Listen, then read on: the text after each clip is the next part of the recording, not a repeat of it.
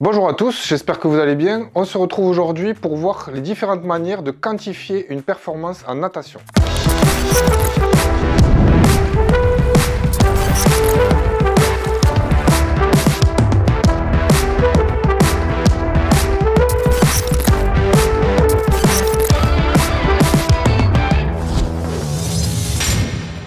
La première manière ou le premier paramètre pour quantifier une course en natation va être bien entendu la place. Donc ça c'est quelque chose qui est accessible à tout le monde et elle va permettre de déterminer le vainqueur, le podium et l'ordre d'arrivée. Vous pouvez bien entendu terminer premier sans faire un bon temps, enfin je m'entends. Imaginons un champion qui participe à une compétition de niveau moindre, il va certainement remporter la compétition sans pour autant réaliser sa MPP, c'est-à-dire sa meilleure performance personnelle. La deuxième manière de quantifier une performance en natation va être le temps. Donc lui aussi est accessible à tout le monde, donc ça c'est le temps général. Ensuite, le coach peut également relever des temps intermédiaires, que ce soit aux 15 mètres, aux 25 mètres, aux 50 mètres, qui va permettre de donner des informations au nageur sur la distribution de son effort durant sa course. La troisième manière de quantifier une performance en natation va être l'amplitude. Celle-ci s'exprime en mètres réalisés par cycle de bras. Je rappelle ce qu'est un cycle. Dans les nages alternés que sont le crawl et le dos, un cycle correspond à 2 passages de bras. Par contre, dans les nages symétriques et simultanées, que sont la brasse et le papillon, celle-ci correspond à un cycle de bras. Dans les nages symétriques et simultanées, un cycle de bras est égal à un mouvement de bras. Sur l'exemple que vous voyez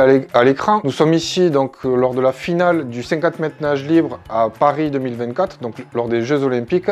Et si l'on prend par exemple Florent Manodou, où il y a également d'autres nageurs qui sont dans le même cas de figure, il réalise 34 coups de bras. Donc 34 coups de bras égale 17 cycles. Et si l'on divise donc 50 mètres par 17 cycles, nous obtenons une amplitude de 2,94 mètres par cycle de bras. Cette mesure, et particulièrement sur cette distance du 50 mètres nage libre, peut paraître un peu biaisée. Effectivement, il y a 15 mètres, comme vous pouvez le voir à l'écran, qui sont réalisés en coulée. Les nageurs n'utilisent donc leurs bras que pendant 35 mètres. Si l'on reprend l'amplitude durant ces 35 mètres, nous obtenons à ce moment-là 35 mètres que divise 17, une amplitude de 2,06 mètres par cycle de bras. La quatrième manière de quantifier une performance en natation va être la fréquence. Celle-ci s'exprime en nombre de cycles par minute. Donc la fréquence moyenne, comme nous venons de le voir, correspond au nombre de cycles réalisés par minute. Si l'on reprend l'exemple de Florent Manodou, 17 cycles sur 21,56 secondes x 60, nous obtenons une moyenne de 47,3 cycles par minute. Comme nous l'avons vu tout à l'heure en amplitude, cette fréquence réelle peut paraître un petit peu biaisée. Effectivement, une coulée de 15 mètres ayant été réalisée, la durée totale d'un cycle n'est pas tout à fait la valeur que nous exprime la fréquence moyenne. Il existe en effet la deuxième fréquence que nous allons prioritairement utiliser, qui est la fréquence réelle. Cette dernière se mesure avec un chronomètre en base 3, c'est-à-dire qu'il y a un algorithme à l'intérieur qui va nous permettre de calculer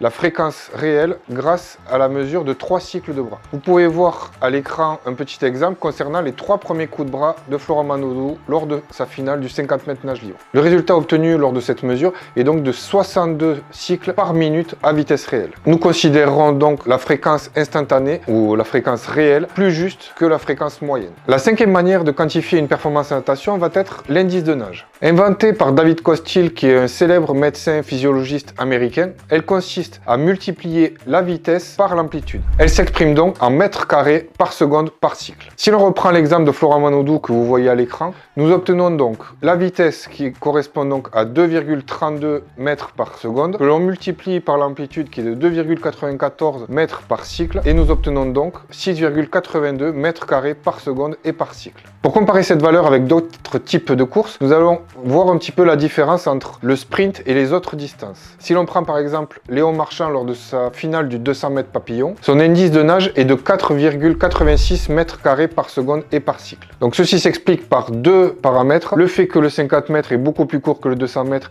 et donc l'on peut employer une fréquence bien plus élevée, très énergivore. Et la deuxième chose, bien entendu, c'est que le crawl est la nage la plus rapide, le papillon se classant à ce niveau-là en deuxième position. Enfin, la sixième manière de quantifier une performance en natation va être l'indice de verger. Celui-ci est davantage utilisé pour des niveaux intermédiaires. Il permet de mettre en liaison l'efficacité de la propulsion et la vitesse du nageur. En effet, celui-ci consiste à additionner le temps réalisé avec le nombre de coups de bras réalisés. Si l'on reprend l'exemple de Florent Manodou, nous avons vu qu'il avait réalisé 21 secondes plus 34 coups de bras, ce qui nous fait un total de 55 pour score de l'indice de verger. Si l'on prend donc un nageur à qui s'adresse plutôt cette mesure, donc plutôt intermédiaire, qui va réaliser une longueur en 15 secondes secondes en réalisant 15 coups de bras, son score est de 30. Le but pour lui sera par la suite de réussir à diminuer ce score et il aura deux possibilités pour cela, soit de nager un petit peu plus vite en gardant son amplitude de nage, donc en gardant la qualité de la propulsion qu'il a réussi à produire, soit en maintenant sa vitesse et en